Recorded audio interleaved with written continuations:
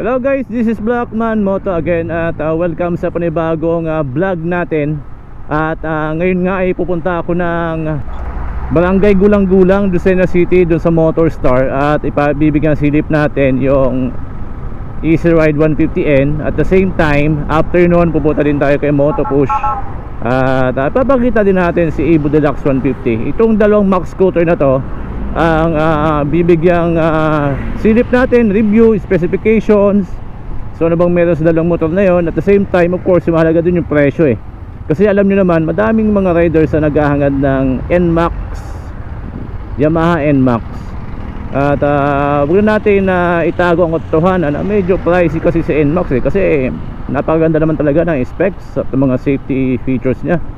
So kaya itong dalawang max scooter na to ang i-review natin kasi affordable yung presyo. At kaya sabahan nyo ako sa aking sa video to, tapusin po rin nyo.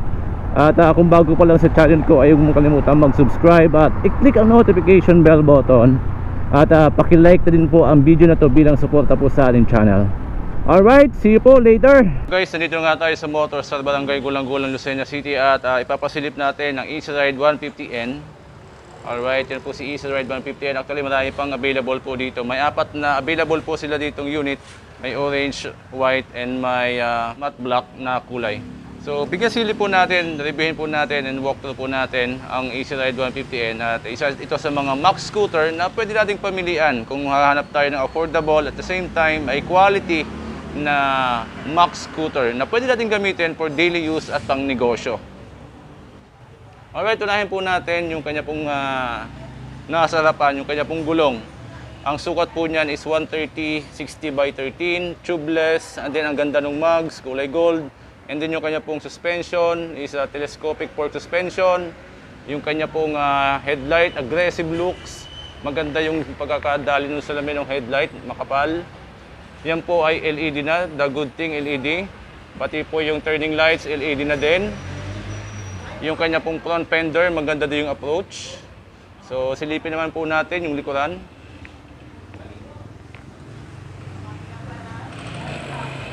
So ang kanya pong sukat ng gulong sa likod ay 130 60/13 din, same lang nung nasa unahan.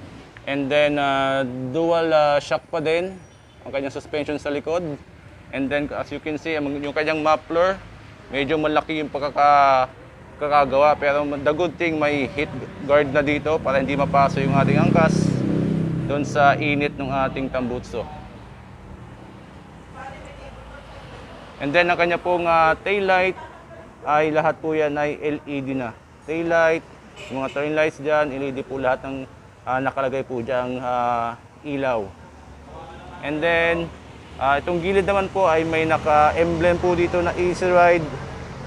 And then may sticker na red, blue, and then 150N dito sa kaliwa. Same thing lang naman dito sa kanan. May naka-emblem na Easy Ride 150N.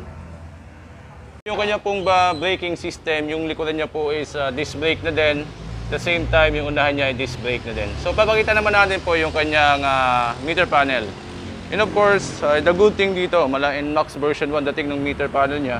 So siya po ay fully digital na kanyang meter panel. And then makikita naman natin yan, mga common ay yung speedometer, odometer, fuel indicator, and then RPM, clock.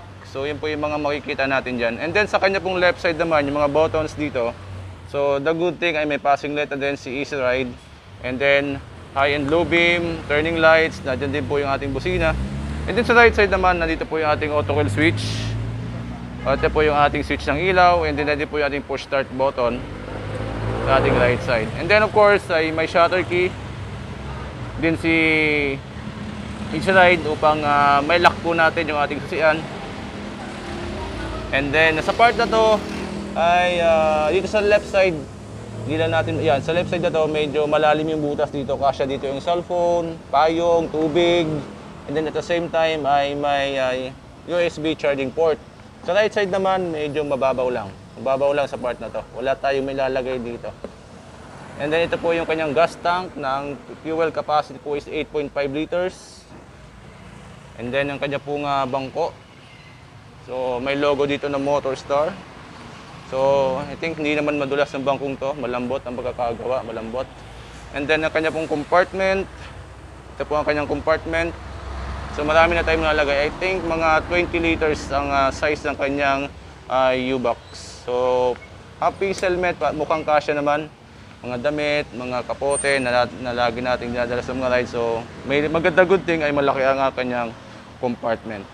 And then at the same time yung grab bar niya. So align naman doon sa design talaga ni Motorstar. Hindi tinipid. Maganda yung pagkakagawa. Alright, pag-usapan naman natin ang engine specification ni Easy Ride 150N. Of course, siya po ay single cylinder, single overhead cam, 2 valves. Fuel system niya po is carburetor. Siya po ay may kickstart at the same time may push button. At siya po ay nagbibigay ng maximum power na 5.6 kilowatts and 7,500 RPM and maximum torque na 7.7 Newton meter and 6,000 RPM. Yan po ang engine specification ni Easy Ride 150N. Alright, magkano nga ba si Easy Ride 150N? For only 65,000 pesos kapag spot cash. And then, kapag kukunin po natin ng 18 months, so magdadaon lang tayo ng 21,300. And then, magmamonthly lang tayo ng 2,928 pesos. And then, less pa yan ng 400 pesos rebates kapag updated tayo magbayad. But the good news is, pwede din po natin kunin si Easy Ride 150N ng 3 taon. Magda-down lang po tayo ng 8,300 pesos and then for 36 months is 3,195 yung ating monthly amortization. Okay, kung for any inquiries po at marami namang available na units ito sa Barangay Gulang-Gulang, Lucena City, Motorstar. So just look for Ma'am Vanessa.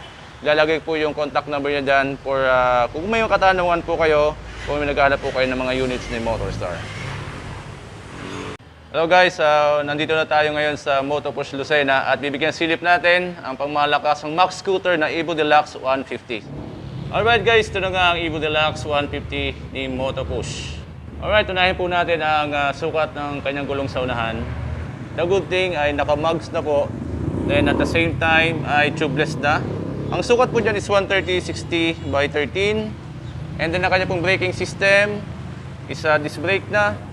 And then ang kanya pong suspension is telescopic fork suspension. So punta naman muna natin sa likod. Yung kanya pong sukat ng gulong sa likuran is same lang ng nasa unahan, 130/60 by 13. Braking system is disc brake and then dual shock yung suspension niya sa likuran. At bigyan silip naman po natin yung kanya pong looks design. Alright, unahin po natin dito yung kanyang front fender. So maganda yung pagkaka-plastic na bebend. And then yung kanya pong headlight, napaka-aggressive looks. Yung kanyang visor. So pagkakaalam ko sa mga napapanood kong mga video, yung kanya pong visor is akma doon kay version 1 ng NMAX, kasyang-kasya. And then ang kanya pong headlight is lahat LED na. Ang kanya pong signal light, LED na din. Left and right, LED na po yan. And then yung kanya pong body. So maganda din ang pagkakagawa dito sa part na to. And then kung mapapansin nyo, ito rin po yung ating footrest ng ating angkas. And then ayan po yung naka-emboss na Evo Deluxe 150. Then kanya pong grab bar, kulay black. And then ang kanya pong tail light, lahat ay LED na din. Kanyang tail light. Isa pa maganda dito, may reflectorized na po dito sa part na to. Tapos lalagyan natin ng plaka. Reflectorized na. Alright, pag-usapan naman po natin yung kanyang meter panel. The good thing kay Evo Deluxe 150, siya po ay fully digital na. So mga common naman natin kikita dyan, yung fuel indicator, neutral indicator, odometer, time. So yun po yung mga kikita natin dyan. And then, next na po natin, pag-usapan natin yung mga button dito sa left side. So, makikita po natin dito yung turning lights, left and right, high and low beam. And then, nandiyan po ating busina. And then, the good thing ay may passing light na po si Evo Deluxe 150. Passing light. And then, sa kanya pong right side naman, makikita natin yung switch ng ilaw natin, auto kill switch, and then yung push start button. And then, of course, hindi pa siya keyless. Si Evo Deluxe 150 po is mechanical key pa din. But the good thing, Yung kanya pong susi, hindi pang karaniwang susi. Siya po ay anti-theft key. And then at the same time, siya po ay may remote key na pwede natin gamitin upang mag-alarm yung ating unit. Alright, pag-usapan naman natin yung kanyang engine specification. Si Evo Deluxe 150 of course is 150cc, 4-stroke, 2 valves, single cylinder, single overhead cam, and then maximum power na 6.8 kilowatts and 7,500 RPM, and maximum torque na 9.1 Newton meter and 6,000 RPM. Fuel system ni Evo Deluxe is carburetor, and gas consumption is 2.7 liters per 100 kilometer. And then ang kanya pong fuel tank capacity is 8 liters. So malayo-layo na po marating ni Evo Deluxe 150 kapag siya ay full tank na. Kasi 8 liters, panalo na po yun. And then ang kanya pong starting system ay may kickstart. And then at the same time ay may push start po tayo. And then sa part na to ay may lalagyan tayo, of course malalim ng konti oh. Kasyang-kasya dito yung mga 500 ml na tubig, cellphone, ibang gamit na pwede natin ilagay dito. And then ganun din sa right side, ganun din, same lang naman sila ng size. And then ang kanya pong tangke nandito. Napibukasan na susi ng ating tangke. And then pakita po natin yung compartment ni Evo Deluxe 150. So approximated mga 20 liters po yung sukat ng compartment ni Evo Deluxe 150. So full face helmet hindi kasya. And then I think half face helmet depende sa helmet nilalagay ay magkakasya naman. And then ibang gamit, tools, mga bag, damit, kapote ay kasyang-kasya po dito. At isa pang maganda dito kay Evo Deluxe 150 ay yung kanya pong upuan. Kung mapapansin nyo naman, ang kanya pong upuan is camelback. So kung bibilhin pa natin yan aftermarket, medyo mahal pa din yan, almost 2,000 o higit pa ang presyo. The good thing dito, kay Evo Deluxe 150 ay camelback na ang kanya upuan. Yung inyo pong angkas dito ay hindi na dadaos-dos kapag mga palusong ang daan. And then yung rider ay nandun yung comfortability sa kanyang pagmamaneho. So madagdag ko lang, si Evo Deluxe 150 po ay may USB charging port na dito sa left side. Bet yung susi, yung left side, dito po yung ating saksakan ng ating charger, USB, para makapag-charge po tayo ng ating gadgets habang tayo ay nagbabiyahe. Magkano ba si Evo Deluxe 150? Sa halagang 75,000 pesos ay magkakaroon ka na ng Max Scooter. And then sa down payment, 15,200 pesos. Pag 36 months natin kukunin is 3,494 pesos. At may rebate pa yan kapag updated tayo magbayad. Alright, yan po ang presyo ni Evo Deluxe 150 ni Motopush. Alright guys, maraming salamat po sa inyong panonood at hanggang dito lang ang video natin. Magkita-kita po ulit sa susunod. Ride safe po sa ating lahat. Ingat palagi. Bye-bye and peace yo.